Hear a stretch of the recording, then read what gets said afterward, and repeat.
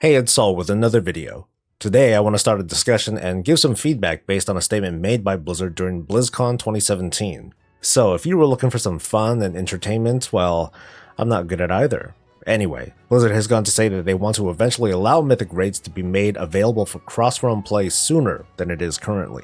Here's how raid release schedules work right now. As of the Legion expansion, after the Mythic version of a raid is released, cross-realm grouping is not possible until the next raid is opened. So when the Nighthold raid was launched January 24th, it was not available for cross-realm grouping until June 13th, which was the day of the 7.25 patch launch and 1 week before the Tomb of Sargeras raid.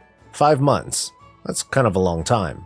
Now that Blizzard said that they wish to make this sooner, the question to ask today is, how soon? By the way, here's a disclaimer. I'm not a Mythic Raider by any measure. So you might be thinking, hey, this jackass doesn't have a clue about what he's talking about.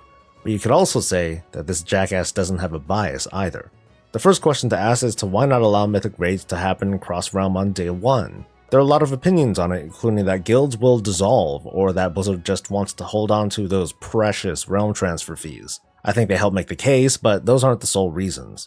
Personally, I see that it would lower one more barrier that separates the idea of realms and guilds, and we would come even closer towards this idea of a single virtual realm managed by sharding, which is the tech that creates and collapses instances for the sake of realm stability and ambiance. Imagine being able to curate your team across your entire region with thousands of potential players willing to throw down and be part of a high-performing team. It sounds efficient from the standpoint of getting players together to meet a challenge, but just like how the pre-made group tool makes it easy to create groups, it's a double-edged sword. Being able to easily join a group also means being able to easily leave one.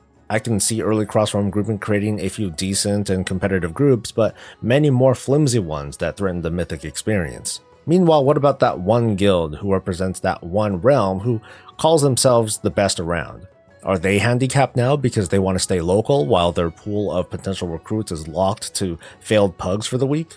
There's also a line drawn somewhere that preserves and grounds the idea of staying local to your realm.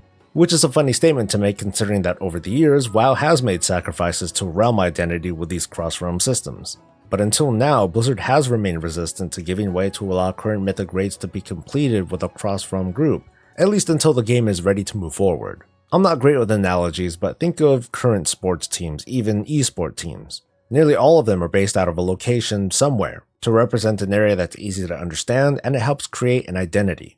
Imagine if your favorite teams in any sport did not represent any city, state, or country, and they all gathered in some sports ball-like city that has no connection to anyone but the athletes who compete there. It's a little bit harder to be a fan of a team that isn't your hometown hero.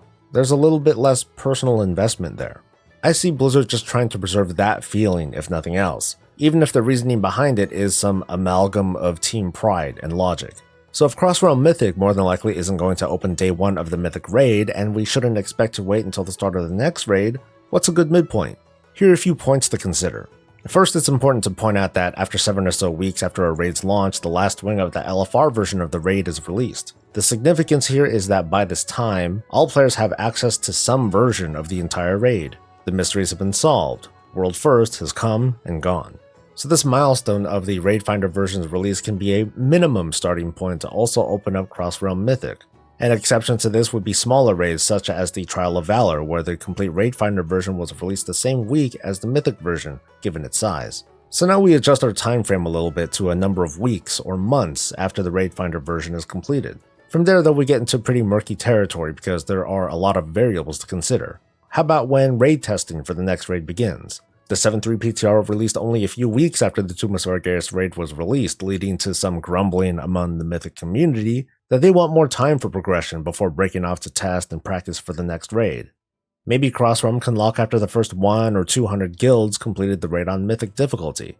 Based on this, the 200th guild to complete Mythic Tomb of Sargeras completed it on October 11th, almost 4 months after the raid was released. Meanwhile, for Nighthold Mythic, the 200th guild completed about 3 months after the raid was released. It's been widely reported that Tomb of Sargeras was more difficult for the wrong reasons, but it still stands that basing the cross-realm unlock on a milestone like number of completions might not be the best approach. There'd be unnecessary pressure on players to hit the mark as soon as possible, and it would be awkward for Blizzard to balance around. But the average time, that 3 months and some change, might be a reasonable time. But I'm not going to pretend to know what's best. I'd love to hear some thoughts from the Mythic community on what they think is reasonable and have a bit of discussion in the comments below. As always, please like and subscribe for more of this and all things World of Warcraft. I'll see you in the next video.